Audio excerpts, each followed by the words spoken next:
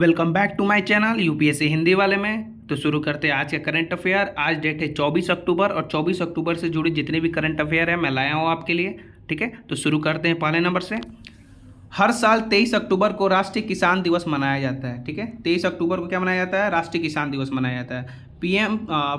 पूर्व पीएम चौधरी चरण सिंह के सम्मान में मनाया जाता है। 23 अक्टूबर को चौधरी चरण सिंह की ये जन्म हुआ था, इसी के उपलक्ष्य में यह मनाया जाता है। ठीक है, क्यों मनाया जाता है, आखिर इन्होंने क्या किया, किस लिए मनाया था, इसके बारे में मैं पूरा डिटेल लाया हूँ आपके लिए। ठीक है, जिससे आपको आसानी हो सके। ठीक है, 2001 में ये राष्ट्रीय किसान दिवस को नामित किया गया था। 2001 में। तो ये क्वेश्चन इंपॉर्टेंट है, पूछ सकता है पीसीएस में। ठीक है, और पूछा भी है बहुत बार नहीं, 2-3 बार आप जाइएगा। 2013 की क्वेश्चन देख लीजिएगा और 2011 की, तो उसमें एक क्वेश्चन पूछा हुआ था। ठीक है, चौधरी चरण सिंह ने 1949 में विधानसभा में कृषि के उत्पादन बाजार विधेयक पेश किया था, इन्होंने ही।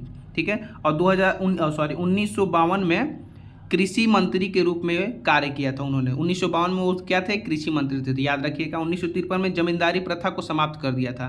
ठीक है, एक जमींदारी प्रथा चलती थी, उसमें इन्होंने ही ये समाप्त किया था। और 23 दिसंबर 1978 को किसान के लिए एक ट्रस्ट की स्थापना की, मतलब एक संस्था स्थापित की। तो इन्होंने कृषि के क्षेत्र में बहुत ज़्यादा योगदान दिया है। इसी उपलक्ष्य में चौधरी चरण सिंह की जयंती के रूप में 23 अक्टूबर को राष्ट्रीय किसान दिवस मनाया जाता है। ठीक है, आते हैं चीन की बेल्ट एंड रोड इनिशिएटिव के बारे में। 10 वर्ष पूरे किए उन्होंने। ठीक है, उनके जो बेल्ट एंड रोड इनिशिएटिव है BRI, 10 वर्ष पूरे किए हुए।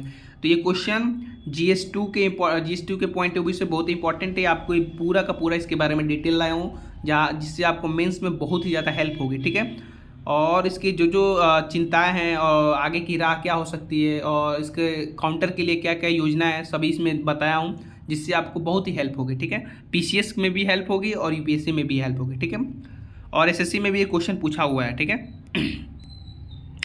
तो 2013 में BRI एक विशाल अवसंरचना प्रोजेक्ट की शुरुआत की थी। BRI से संबंधित चिंताएं क्या है? इससे संबंधित चिंताएं, प्रोजेक्ट के लिए चीन द्वारा ये भारी मात्रा में कर्ज प्रदान करता है। ये जो इनिशिएटिव है ना, दूसरे छोटे छोटे जो देश होते हैं उनको क्या करता है?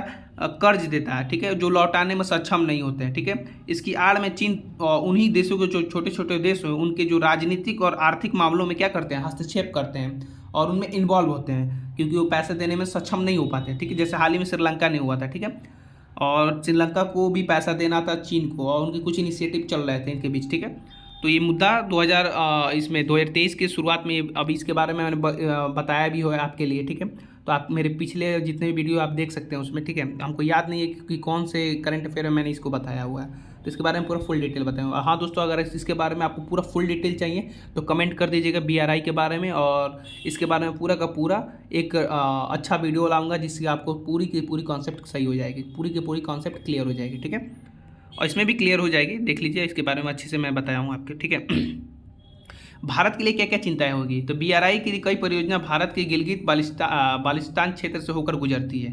ठीक है, BRI मतलब बेल्ट एंड रोड इनिशिएटिव के तहत दक्षिण एशिया के जो छोटे छोटे देश है और हिंद महासागर के जो तटीय देश हैं, ठीक है, भारत के प्रभाव में कमी ला सकती है। ठीक है, जो भारत के उस पर वर्चस्व है उसमें क्या ला सकती है? कमी ला सकती है। ठीक है, इसके तहत। ठीक है, BRI की प्रतिक्रिया, BRI को टक्कर देने के लिए हम लोग पूरे ग्लोबलाइजेशन के तहत वैश्विक रूप से क्या क्या योजनाएं चली है, क्या क्या पहल चली है, तो ये देख लीजिए। Partner for the global infrastructure and investment PGI पहल है। इसमें क्या छोटे छोटे जो देश हैं उनको क्या पहुँचाया जाता है?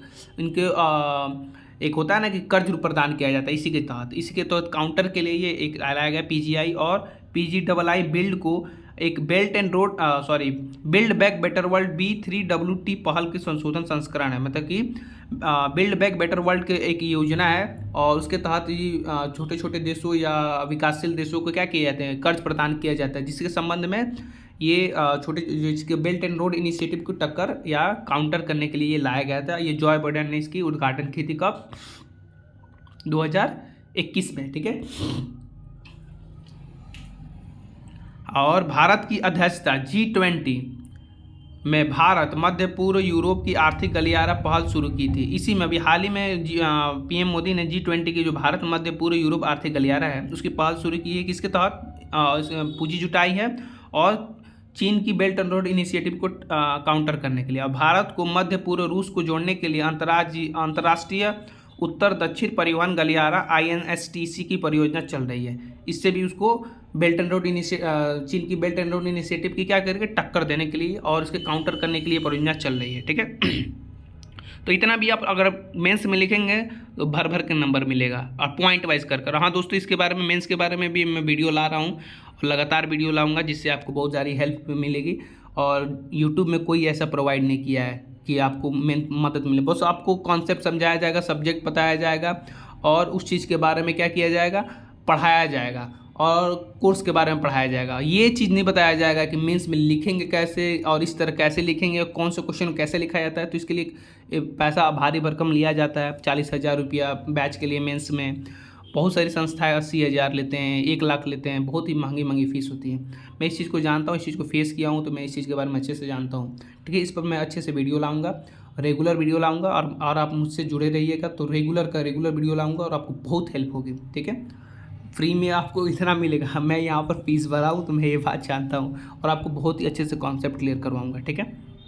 क्योंकि मैंने मेंस दिया हुआ है, मेरा मेंस क्वालिफाई भी हुआ है, ठीक है, और मैं इंटरव्यू में छटा हुआ हूँ, ठीक है। तो इस साल भगवान है तो मेरा भी सही हो जाएगा, अगर निकल जाएगा तो मैं अपना चेहरा जरूर दिखाऊँगा, ठीक है। आगे देखते हैं। हाल ही में automated permanent academic account registry APAR के पूरे देश में लागू किया जाएगा। देखिए ये क्या है कि केंद्र शिक्षा मंत्रालय ने राज्यों की अपार मतलब APAR लागू का निर्देश दिया। अपार एक one nation one student ID के रूप में भी जाना जाता है। हाल ही में ये बहुत ही चर्चा में था, ठीक है, न्यूज़ में। यह पहल राष्ट्रीय डिजिटल शिक्षा आर्किटेक्चर NDEAR की स्थापना 2021 में हुई थी। इसी के अनुरूप हुई थी। किसके अनुरूप हुई थी? तो NDEAR के अनुरूप हुई थी। तो ये इंपॉर्टेंट है, ठीक है। उद्देश्य इसका क्या है? तो डिजिटल अवसंरचना के माध्यम से राष्ट्रीय शिक्षा नीति 2020 द्वारा जो निर्धारित लक्ष्य को प्राप्त करने में क्या मदद करना है, ठीक है। छात्रों और शिक्षकों को जो रजिस्ट्री के रूप में कार्य करेगी, मतलब कि एक डिजिटल प्लेटफॉर्म के तहत इसके ID के रूप में, जैसे कि नहीं होता कि बड़े बड़े कंपनियों में कि डिजिटल ID होते हैं और वो अटेंडेंस को बस ये दिखाया जाता है ई कार्ड और वो एक्सेप्ट कर लेता है, ठीक है, डिजिटल रूप से। तो ये ऐसे ही एक योजना लाई गई है, ठीक है। आते हैं चौथे नंबर पर। केंद्र सरकार ने राष्ट्रीय खाद्य तेल mission oil palm NMEO OP के तहत पूर्वोत्तर राज्यों के पास में पाम ऑयल की बागवानी का विस्तार करेगी। उद्देश्य क्या है? देश को खाद्य तेलों की आत्मनिर्भर करना है। और इसमें केंद्र और पूर्वोत्तर राज्यों के बीच जो हिस्सेदारी होगी, वित्त पोषण होगी, क्या होगी? 90% केंद्र की होगी और 10% किसकी होगी? पूर्वोत्तर राज्यों की। 100% केंद्र शासित प्रदेशों के लिए वित्त पोषण होगी, ठीक है। और 60 और 40 को जो होगा अन्य राज्यों के लिए होगा। 60% केंद्र की और 40% हिस्सेदारी राज्यों द्वारा दी जाएगी, ठीक है। 15 राज्यों और केंद्र शासित प्रदेशों द्वारा ये क्या की जाएगी? योजना लागू की जाएगी। 2025 से 26 में पाम ऑयल की खेती 6.5 लाख हेक्टेयर क्षेत्र के अतिरिक्त लाना है। ये देखिए, इस डाटा को आप जरूर लिखिएगा, इसलिए क्योंकि मेंस में बहुत हेल्प करती है। 2019-20 में ये कितनी है? तो 3.5 लाख हेक्टेयर था, ठीक है। दुनिया भर में लगभग 90% ऑयल मलेशिया और इंडोनेशिया में ही उगाया जाता है, याद रखिएगा। जो पाम ऑयल होती है वो मलेशिया और इंडोनेशिया में 90% उगता है, ठीक है। उत्पादों में इसकी उपयोग क्या है?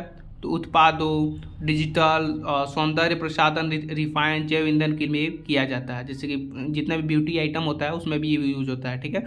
और रिफाइंड जो हम लोग खाते हैं वो पाम ऑयल, ये जानते ही हैं आप।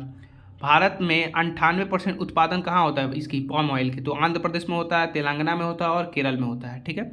तो इसके बारे में पूरा फुल आपको जितना भी कॉन्सेप्ट था आपको समझा दिया, ठीक है। आते हैं नेक्स्ट टॉपिक पर। हाल ही में सिमिलीपाल टाइगर रिजर्व STR में उड़ीसा सरकार ने अपने स्तर पर बाघ की क्या की है? गणना करना शुरू की है, ठीक है। इस टाइगर रिजर्व का नाम सेमल के वृक्ष हो, जिसे लाल रेशम कपास से भी जाना जाता है, ठीक है, इस पर रखा गया है, ठीक है। आते हैं छौवा। अन्नमलाई पहाड़ियों में रहने वाले मधुवन जनजाति के सदस्यों को नीलगिरी तहार परियोजना में शामिल किया गया है, ठीक है। कौन सी जनजाति को? तो अन्नमलाई पहाड़ी पे जो मधुवन जनजाति है उसको नीलगिरी जो तहर परियोजना है, नीलगिरी जो तहर है उसको सुरक्षा के लिए ये परियोजना लाया गया है। तो यह जाति पहाड़ियों के बारे में अच्छे से समझ रखती है। ये क्वेश्चन बहुत ही इंपॉर्टेंट है, इसको नोट कर लीजिएगा, मोस्ट इंपॉर्टेंट, ठीक है। PCO से UPS में पूछ सकता है, ठीक है।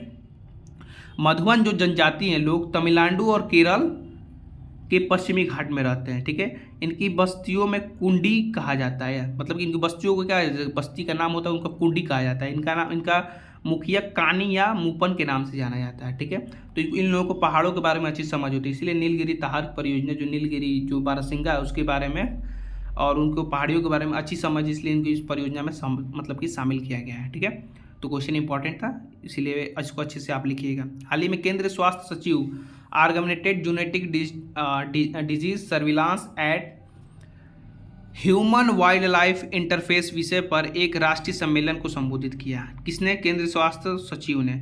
इस संबोधन में उल्लेख किया गया कि 75% जो उभरते संक्रामक रोग है वो पशु जनित है, मतलब कि जूनोटिक रोग है।